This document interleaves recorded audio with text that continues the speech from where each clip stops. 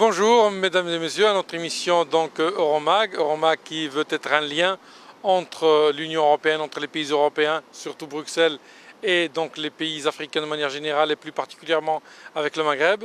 Nous recevons aujourd'hui un jeune issu de l'immigration, un jeune d'origine algérienne, un jeune homme politique qui bientôt va nous faire parler de lui. Il va se présenter, Monsieur Mostefa Lotfi. Bonjour, je m'appelle Lotfi Mostefa, j'ai 29 ans et donc j'ai adhéré au Parti Socialiste en 2009 et donc actuellement je suis président des jeunes socialistes bruxellois et j'ai été élu notamment en 2012 conseiller communal à la commune d'Anderlecht et dans ma vie de tous les jours je suis chef de cabinet au CPS de Saint-Josse.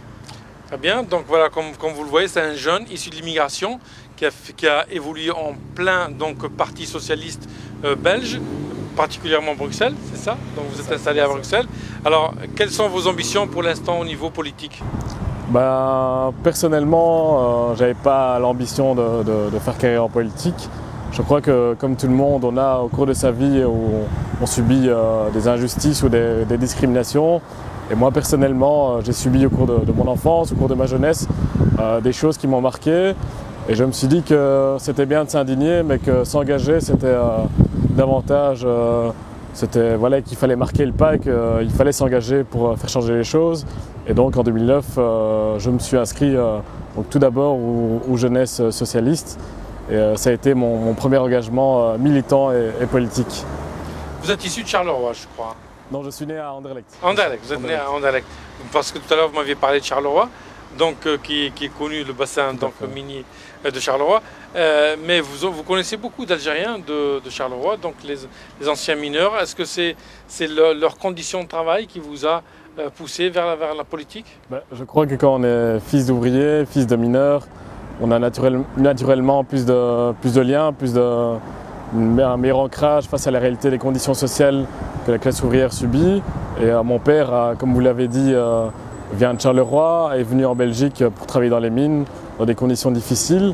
Aujourd'hui, le prolétariat est une classe sociale qui existe encore, qui se poursuit sous différentes formes. Et c'était aussi l'une des raisons pour lesquelles je me suis engagé dans un parti qui défendait les travailleurs et qui défend les moins favorisés de la société. On remarque que au sein du Parti Socialiste, il y a quand même beaucoup de jeunes issus de l'immigration. Nous avons même une ministre d'ailleurs, Madame Fadela Alan, qui est ministre de la Culture et de l'Audiovisuel. Est-ce que vous pensez que les politiques belges tiennent compte de la sociologie actuelle, surtout venant de l'immigration? Je pense. On fête d'ailleurs aujourd'hui les 50 ans de l'immigration marocaine et turque. Donc oui, le PS est l'un des partis qui a notamment fait voter la loi Moreau, qui est une loi qui a vocation de lutter contre le racisme et contre toutes les discriminations. Donc s'il y a un parti qui est plus proche de la classe d'origine étrangère, des immigrés qui défend cette cause, je pense que c'est le PS et on le voit notamment au niveau des postes à responsabilité. Au PS, nous ne sommes pas que des attrape-voix, on le voit avec Emir Kir, pour qui je travaille et que je côtoie tous les jours à Saint-Josse, ou également Fadila Lalan qui est ministre. Donc on voit qu'en 50 ans d'immigration et qu'en 2 générations, on a la possibilité de voir dans nos communautés des gens accéder à des postes à haute responsabilité. Et je crois que ce sont des exemples à suivre, notamment pour moi avec Emir Kir qui est bourgmestre à Saint-Josse et qui a été ministre pendant 9 ans en région bruxelloise. Donc bientôt c'est les élections. Alors comment se présentent les élections actuellement? C'est une période assez stressante parce que je suis un jeune, donc c'est la première fois que je me présente, malgré que j'en ai fait une au communal. Là je me présente je suis 23e sur la liste PS à la région bruxelloise. Et donc cette fois-ci l'enjeu est davantage plus grand. Il y a 19 communes à couvrir. Au-delà de l'enjeu, je crois que ça va être une expérience humaine enrichissante avec le contact de la population. Et je crois que faire de la politique, c'est aussi rencontrer des gens, rencontrer des bonnes choses et aussi rencontrer des réalités sociales sur le terrain. Donc retrousser les manches et aller se mouiller, convaincre, c'est ce qui me plaît le plus parce que je suis avant tout un homme de terrain. Quels sont les thèmes particuliers sur lesquels vous insistez avec les jeunes soit d'origine immigrée, soit de manière plus globale et plus générale? Il y a bien évidemment la jeunesse qui est un thème important pour moi, mais il y a Je fais en fait des permanences depuis un an dans un quartier qui s'appelle Kuregem, qui est un quartier assez délaissé en Anderlecht, où je fais des permanences tous les mardis et je reçois beaucoup de familles d'origine algérienne et marocaine, même maghrébine et un peu toute origine confondue. On a un gros problème à Bruxelles, c'est le logement, et on voit de nombreuses familles avoir de nombreuses difficultés à se loger dans un prix décent et dans un logement décent. Et je crois qu'à Bruxelles, l'un des enjeux majeurs, ce sera de faire baisser les prix des loyers, et d'en construire davantage, parce que dans une ville comme Bruxelles, une ville qui est capitale européenne, il est pour moi inconcevable que des familles qui ont 4 ou 5 enfants vivent dans parfois des taudis, il faut le dire. Et je crois qu'il faut faire quelque chose, et j'espère que le PS, si nous gagnons les élections bien sûr, j'espère que le logement sera un cheval de bataille pour la prochaine législature. Mais le logement, vous parlez du logement social, parce que l'immobilier est assez indépendant. On l'a vu que depuis quelques années, l'immobilier, plus particulièrement à Bruxelles, a fait un bond assez spectaculaire où des logements sont devenus presque inaccessibles. Donc là, vous parlez plutôt des logements qui dépendent du public, donc des logements sociaux. C'est ça, je pense qu'il faudrait construire davantage de logements sociaux, et surtout dans toutes les communes bruxelloises. Il n'est pas normal que dans certaines communes, on ait moins de 15% de logements à finalité sociale. Donc il est important d'imposer, même à certaines communes, d'atteindre ce quota des 15% pour répartir la charge des logements sociaux dans toute la région bruxelloise. Autre problème qui est récurrent d'ailleurs, c'est le problème de l'emploi des jeunes. Alors aujourd'hui, en Europe, on sait qu'il y a plus de 26 millions de chômeurs, dont particulièrement 7,5 millions de jeunes chômeurs, donc qui ont à partir de 20 ans jusqu'à 30 ans. Alors, est-ce que le PS a axé son programme sur l'emploi des jeunes? Comme vous le dites, l'emploi des jeunes, c'est un atout de la campagne, ça va être un atout majeur notamment. Et il y a notamment la garantie jeunesse qui a été initiée par les socialistes européens, qui vise à garantir à chaque jeune à la sortie de l'école soit une formation, soit un stage en entreprise, ou soit un emploi via un contrat entre l'entreprise et le jeune. Et donc nous miserons avec le PS sur cette garantie jeunesse qui aura pour but de donner soit une expérience professionnelle, soit un emploi, soit un stage à chaque jeune, parce que le chômage à Bruxelles est catastrophique. Dans certains quartiers, c'est 70% de jeunes entre 18 et 25 ans qui sont au chômage, sans compter les nombreuses discriminations que les jeunes d'origine maghrébine subissent. Donc oui, ce sera l'un des thèmes de campagne, et j'espère que les jeunes saisiront cette opportunité qu'est la garantie jeunesse, qui pourra offrir de nombreuses opportunités pour les jeunes bruxellois. Une question un peu plus particulière, peut-être un peu plus indécente. Est-ce que vous rencontrez des difficultés au niveau de votre évolution, votre parcours politique? Je crois que quand on est d'origine maghrébine, c'est sûr qu'on doit faire davantage que d'autres personnes. Il y a des préjugés qu'on doit combattre, mais il ne faut surtout pas abandonner. C'est ce que je dis toujours à tous les jeunes, c'est que dans la vie, il faut travailler, il faut bosser, il faut transpirer, parce qu'il n'y a qu'avec le travail qu'on arrive à quelque chose. Et moi, mon père l'a fait en venant d'Algérie, en venant d'un village, il est venu avec rien du tout, avec aucun papier. Et voilà, en une génération, j'ai fait des études à l'ULB en histoire, et aujourd'hui je suis chef de cabinet, président des jeunes socialistes, élu conseiller communal. Je pense qu'en travaillant et en transpirant, il y a une clé, il y a une réussite sur le long terme. Donc c'est l'exemple où c'est en tout cas le conseil que je donne à tous les jeunes, que rien n'est facile dans la vie, mais il faut se battre. Alors aujourd'hui, quelles sont vos ambitions et puis vos espoirs? Mes ambitions, je ne sais pas, c'est encore compliqué actuellement. Mon but c'est d'apprendre le plus possible, et puis aider aussi dans les limites du possible, aussi aider un maximum de gens dans ma commune Anderlecht, où la pauvreté est aussi un thème de campagne. Quand on sait de nombreuses familles ont du mal à boucler leur fin de mois, même pour des gens qui travaillent. Voilà, moi, mon ambition, ce sera de lutter contre la pauvreté à Bruxelles. Alors, aujourd'hui, ces élections tombent aussi également en même temps que les élections européennes. On sait qu'aujourd'hui, avec la crise financière et économique, il y a de plus en plus d'eurosceptiques et il y a la montée aussi des partis extrêmes. Est-ce que le Parti socialiste tient compte de ce désolement? Je crois que oui, l'Europe c'est aussi un enjeu. L'Europe, oui, il faut une Europe, peut-être pas celle qui est actuellement, qui est une Europe de droite, qui est une Europe notamment où le dumping social auquel nous faisons face. Nous voyons des gens arriver de l'Est qui travaillent pour octroie à 2 euros ce qu'on appelle le dumping social, contre lequel nous, les socialistes, voulons lutter. Pour la question du populisme, je crois qu'il faut faire attention parce qu'en temps de crise, on a ce qu'on appelle un repli identitaire, on a la montée, on l'a vu en France, du Front National.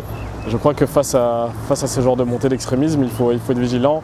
Il faut davantage convaincre, être pédagogique, expliquer aux gens qu'il n'y a pas très longtemps de cela, on a eu la guerre 14-18 et les camps de concentration en Europe. Donc voilà, il faut rappeler aussi les mémoires et l'histoire de ce qui s'est passé en Europe quand on s'est battu. Est-ce que, question un peu plus je veux dire, difficile peut-être pour vous en tant que politicien qui êtes dans le Parti Socialiste depuis quelques années, est-ce que les ténors du Parti Socialiste, moi je le vois aussi chez les autres partis comme ceux de droite, est-ce qu'ils ne cherchent pas la facilité en essayant de ratisser les idées populistes justement? Je crois qu'au Parti Socialiste, on n'est pas du tout populiste. Je crois qu'on essaie d'être le plus pédagogue possible, d'expliquer. Nous avons un centre de recherche qui s'appelle l'IEV, où chacun peut questionner le parti, faire des recherches. Donc non, le PS n'est pas un parti populiste, c'est un parti responsable. D'ailleurs, on l'a vu avec la crise gouvernementale, où nous n'avons pas eu de gouvernement pendant plus de 500 jours. Et le seul parti qui a pris ses responsabilités, c'est le PS avec Di Rupo. Donc non, on est loin de tout ça, de tous ces partis populistes. Quand on sait faire quelque chose, on l'assume et on est responsable. Et ça, c'est la force du PS. Je reformule ma question peut-être différemment. Est-ce que les ténors de certains partis politiques, cherchant la facilité, n'essayent pas d'aller ratisser plutôt chez les jeunes, par exemple, avec des idées populistes et des idées extrêmes, je dirais? C'est possible, il y en a. Il y a des listes, à mon avis, qui essaieront par tous les moyens de convaincre les jeunes. Et moi, c'est mon combat aussi, c'est de faire comprendre aux jeunes qu'il y a des jeunes qui sont au PS, qui sont prêts à se mouiller, à changer les choses. Donc voilà personnellement ce que j'en pense. Ah, très bien. Donc voilà, M. Mostafa Lotfi, jeune socialiste d'origine algérienne, on voit une évolution quand même exemplaire. Si vous avez un dernier mot à nous dire. Je passe un bonjour à toute ma famille en Algérie, à tous mes cousins, mes cousines d'Oran que je n'ai pas vus depuis longtemps. Et si ma campagne se passe bien, je leur promets de retourner bientôt en Algérie, Inch'Allah.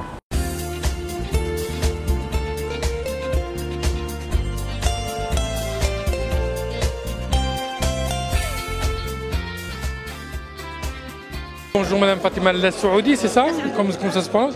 Voilà, j'aimerais bien que vous vous présentiez à nos téléspectateurs, s'il vous plaît. Je me présente. Fatima El Saoudi, je suis directrice commerciale dans la société Acoustic Technologies. Ce jour, nous fêtons nos 25 ans. Et j'ai de la chance de m'occuper de la prospection en Afrique et dans les pays arabes. C'est pour ça que la tenue d'aujourd'hui. Et puis voilà, donc ce bureau d'études en acoustique et vibration, c'est un domaine qui n'est pas très connu dans le pays. Mais je pense qu'il a sa place en termes de confort, en termes de santé. Parce qu'il y a une importance folle. Et aujourd'hui, de plus en plus, nos pays sont sensibles au confort et à la santé de leurs citoyens. Et voilà. La rencontre d'aujourd'hui? C'est nos 25 ans. 25 ans d'existence de ces petites sociétés. Bureau d'études qui a commencé en 89. Et aujourd'hui, nous sommes le plus grand bureau d'études en acoustique de Belgique. Et j'en suis très fière. Et nous sommes présents en France, en Algérie et au Maroc. Et en Arabie Saoudite. Quelles sont les relations aujourd'hui et l'évolution de ces relations avec les pays du Maghreb? Eh bien, je dois avouer que, alhamdoulilah, ça va très très bien. Ils sont très très réceptifs vraiment au confort et à la santé de leurs concitoyens. Et c'est agréable pour nous qui proposons une solution qui, il y a une dizaine d'années, n'était même pas dans la perspective des cahiers des charges. Aujourd'hui, ils en prennent conscience et ils en veulent. Et j'en suis ravie. Et les secteurs, disons, les plus importants pour lesquels vous travaillez? Le transport. Essentiellement le transport, toutes les infrastructures de transport, c'est-à-dire le rail, les routes, les aéroports. Mais on ne peut pas négliger les bâtiments. Évidemment, aujourd'hui, les normes en Europe sont différentes de celles de chez nous, qui sont parfois inexistantes. Mais quand il s'agit de bâtiments, on travaille pour ces pays-là, pour les grands espaces, les espaces de culture, comme les théâtres, les cinémas, etc. Ou alors même les chambres de représentants qui sont pour l'officiel. Et le rail, bien sûr. Donc ce sont des entreprises belges, essentiellement? et européennes qui travaillent qui proposent leurs services. Est-ce que c'est essentiellement de l'exportation ou c'est un système de partenariat qui permet à terme donc de la création de richesses dans ces pays-là? Je n'imagine pas une exportation simple, pure et dure. Je pense qu'il faut une collaboration. Parce que notre culture africaine, maghrébine, etc., est différente de celle d'ici. S'il n'y a pas une collaboration, parce que leurs besoins sont différents, leurs attentes sont différentes, il faut vraiment qu'on mette au service de ces cultures-là, de nos cultures, des idées nouvelles, des technologies nouvelles, et ça ne peut se faire qu'en collaboration. Si on impose quelque chose, ce n'est pas la peine.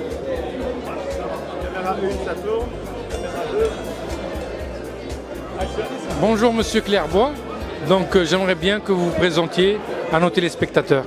Oui, donc c'est avec grand plaisir que nous fêtons aujourd'hui les 25 ans d'un bureau d'études qui s'appelle ATEC Acoustic Technologies. Nous sommes experts en acoustique et vibration et nous travaillons dans le monde entier avec grand plaisir. Donc c'est une journée dédiée au 25e anniversaire. Exactement, pour tous nos clients, nos partenaires, notre équipe. Dans le monde entier, ça fait plaisir de pouvoir rencontrer toutes ces personnes et revivre tous les moments qui ont fait ces 25 ans de réputation et d'affaires réussies. Est-ce que vous avez une note particulière à dire à propos de l'évolution des relations entre les entreprises belges, bien entendu, et les entreprises ou les pays du Maghreb de manière générale?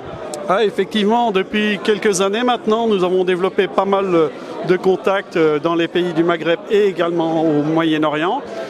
Maroc, Algérie, Arabie Saoudite, Moyen-Orient. Et ça se passe vraiment très très bien parce que nous avons la chance de partager, je pense, les mêmes valeurs et c'est essentiel quand on travaille ensemble avec différents dossiers, non seulement de communiquer notre expérience, mais aussi partager les mêmes valeurs essentielles pour moi dans la relation professionnelle. Est-ce qu'il y a des secteurs plus porteurs que d'autres? Nous travaillons sur beaucoup de secteurs à la fois parce que notre domaine est essentiellement très très pointu. L'acoustique et les vibrations, c'est un domaine niche. Donc en fait, on travaille un petit peu dans tous les domaines, les grandes infrastructures, les bâtiments, l'environnement, même la qualité des salles de concert, les églises, énormément de domaines, les tunnels, les vibrations dans les tunnels, les métros, les trains, les avions. C'est une niche et donc en fait, elle s'applique en fait sur tous les domaines que vous puissiez connaître. Et quelle est votre appréciation des relations humaines entre vous, vos compagnies, vos entreprises et de l'autre côté? Et de l'autre côté, c'est où ça de l'autre côté? Les pays du Maghreb, je parle. Ah, les pays du Maghreb, là j'ai reçu un accueil formidable, mais ça je le connaissais. Je suis allé pour la première fois à Tanger en 1968 et je dois dire que l'accueil était mémorable et à chaque fois que j'y retourne, c'est super. Non, ça c'est... Bien, je vous remercie, Monsieur Clairbois. Donc moi personnellement, je suis membre de ce qu'on appelle l'Union Wallonne des entreprises, donc la fédération patronale pour la région Wallonne. Alors en particulier, nous avons une activité qui est la commission, donc la cellule marketing internationale. Notre rôle étant de motiver nos entreprises à découvrir le monde, donc à se développer dans le monde et à notamment organiser des missions. Donc nous comptons effectivement organiser une mission économique avec l'agence Wallonne Exportation et l'agence bruxelloise à l'exportation. En ce qui me concerne, je vais prendre essentiellement la partie transport. Le transport, à savoir le transport ferroviaire, y compris le transport urbain, et également tout ce qui est logistique portuaire. Et donc on va proposer aux entreprises de rencontrer des partenaires, des sociétés algériennes dans le transport, c'est-à-dire au niveau du transport ferroviaire, la SNTF et la Nesrif, au niveau du transport urbain, l'EMA, l'entreprise de métro d'Alger. Mais à côté de cela, vous avez le bureau d'études de Rail, donc le BETUR, vous avez également Infrafer, et par ailleurs, on sait qu'il y a beaucoup de projets concernant le port d'Alger et également le port d'Oran. Et donc notre idée est également de rencontrer des responsables des ports pour voir comment donc, on peut les aider dans ces grands projets. Très bien, donc vous avez déjà eu des contacts avec les autorités algériennes? Oui, donc personnellement, j'ai déjà été plusieurs fois en Algérie. Je me suis fait des amis, je tiens à le dire. C'est vrai que j'ai un grand plaisir de tourner en Algérie parce que j'ai vraiment rencontré des personnes très intéressantes. J'ai pu rencontrer les dirigeants des sociétés ferroviaires que j'ai citées, donc SNTF, Anesrif et EMA, de même que de grandes sociétés privées, à qui j'ai pu présenter notre manière de travailler, donc de dire voilà ce que je vous propose en termes de compétences et en quoi on veut venir répondre à vos besoins par des solutions. Donc ce sont des entreprises exportatrices de manière générale? Ce sont en général des entreprises qui ont des produits et services à proposer. Alors évidemment, vous commencez par l'exportation, mais nous sommes, comment vais-je dire, il faut être aussi pragmatique. Si vous voulez développer un business intéressant, ça veut dire aussi que progressivement, vous commencez par proposer vos services et produits, et puis progressivement, vous essayez de créer un partenariat. Et donc, on n'est pas limité à l'exportation, on essaie de créer réellement des relations d'affaires qui peuvent aller jusque du partenariat, de l'investissement dans l'Algérie. Oui, c'est vrai que l'Algérie aujourd'hui a besoin d'investisseurs étrangers, mais elle a surtout besoin aujourd'hui d'entreprises créatrices de richesse avec un partenariat win-win. Oui. Et je pense, si vous voulez, de nouveau, notre démarche n'est pas une démarche one-shot, comme je dis. On ne va pas pour une seule fois. Ce qui est important, je pense, c'est que vous avez une aventure humaine. C'est une aventure économique, mais cette aventure économique elle est avant tout humaine. Et donc ça veut dire qu'à ce moment-là, vous commencez à créer des relations. Il y a toujours une relation de confiance. Merci, mesdames et messieurs. Vous avez quand même l'obligation nationale qui est que le partenaire algérien doit avoir la majorité des parts, 51% au moins. Donc c'est clair qu'il faut créer ce climat d'affaires qui fait que la société belge va sentir qu'elle a un partenaire digne avec qui elle peut faire des affaires et donc faire effectivement un partenariat où elle sera quand même minoritaire. Je vous interromps juste une petite seconde sur ce sujet. Il s'agit donc, que vous parlez donc, du pourcentage d'obligations, il s'agit uniquement avec les entreprises publiques, pas avec les entreprises privées. Ah, si. Non, au contraire. Vous avez des marchés intéressants dans le secteur public. Il ne faut pas oublier que de grands domaines. Moi, personnellement, je dirige des domaines qui sont la santé, le transport, l'environnement. Ce sont donc des domaines où le secteur public est très présent. On sait que le secteur privé algérien se développe de plus en plus. Sauf erreur de ma part, je crois que le PIB algérien est à 3/4 privé et 1/4 public. Donc ça veut dire que le secteur privé est très important. Et donc c'est clair qu'on va davantage s'orienter vers le secteur privé. Maintenant, de nouveau, comme je vous ai dit, moi personnellement, je gère des secteurs qui sont plus publics que privés. Mais ça n'empêche pas, au contraire, d'aller rencontrer des partenaires privés qui ont envie, qui ont réellement envie, eux aussi, de créer des partenariats. Je vous remercie, Monsieur Pat. Merci, mesdames et messieurs. Voilà, nous terminons notre émission, peut-être avec un mot d'encouragement à notre jeune télévision. Je souhaite tous mes vœux de réussite et tous mes vœux de bonheur à cette télé qui est Beurre TV, qui m'accorde aussi ma première interview pour une télé d'origine maghrébine et algérienne notamment. Et je suis certain qu'avec des gens comme Lotfi et comme Habib, que Beurre TV sera bien accompagné et que tout se passera bien, Inch'Allah.